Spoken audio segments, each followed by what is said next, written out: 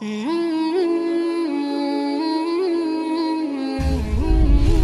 Ilmi TV, meraih berkah berislam kafah.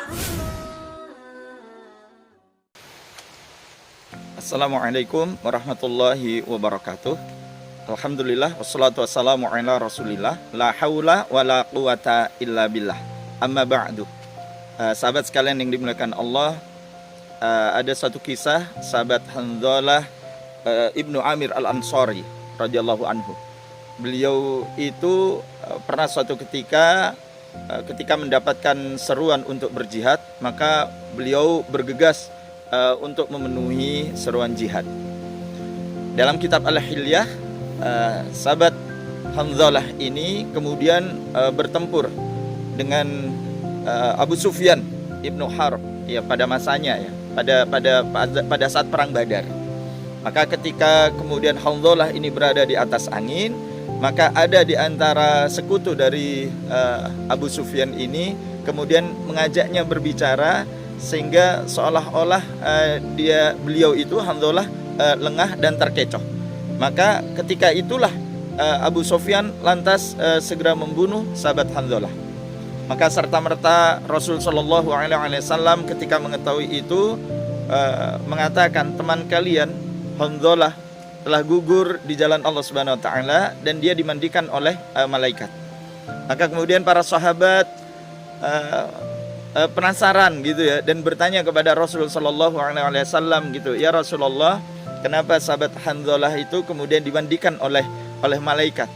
Maka kemudian Rasulullah menyampaikan bahwasanya istri Hanzalah itu mengatakan kepada Rasul Shallallahu Alaihi Wasallam, tatkala mendengarkan seruan jihad dari Allah dan Rasulnya Muhammad Shallallahu Alaihi Wasallam, maka serta merta Hanzalah itu bergegas ya untuk memenuhi seruan jihad itu, dan kemudian dia bergabung dengan pasukan Rasul Shallallahu Alaihi Wasallam. Padahal kata istri beliau, Hanzalah dalam keadaan junub gitu. Maka ketika Hanzalah gugur di medan pertempuran di perang Badar ya, maka kemudian dia menjadi syahid dan jenazahnya dimandikan oleh malaikat.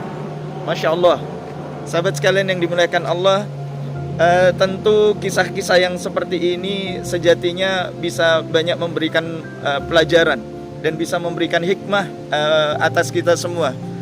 Setiap seorang mukmin, orang yang beriman kepada Allah, dan setiap muslim yang berserah diri kepada Allah Subhanahu wa taala, ketika mereka mendapatkan seruan dari Allah dan Rasulnya untuk bersegera melaksanakan perintah dan bersegera untuk meninggalkan larangan-larangannya, maka tentu tidak ada jawaban yang pantas kecuali bersegera melaksanakan perintah dan berupaya dengan sekuat tenaga untuk meninggalkan larangan-larangannya. Karena apa? Di antara keutamaan ketika kita bersegera melaksanakan perintah, berarti kita telah memenuhi apa yang telah Allah seru atas diri kita dan menyambutnya dengan menyegerakan.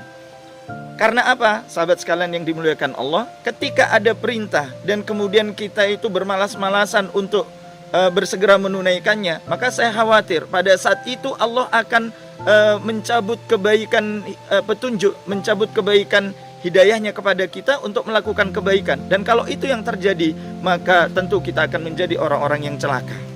Karenanya sahabat sekalian yang dimuliakan Allah, pelajaran dari bersegera untuk menunaikan kebaikan itu, meskipun kebaikan yang kita lakukan dalam pandangan manusia itu dianggap remeh begitu, dianggap kecil, tetapi sungguh tidak ada kebaikan itu terasa kecil yang kita lakukan jika kita melakukan secara terus-menerus dan kontinu, maka insyaallah kebaikan yang kecil itu akan menjadi kebaikan yang besar.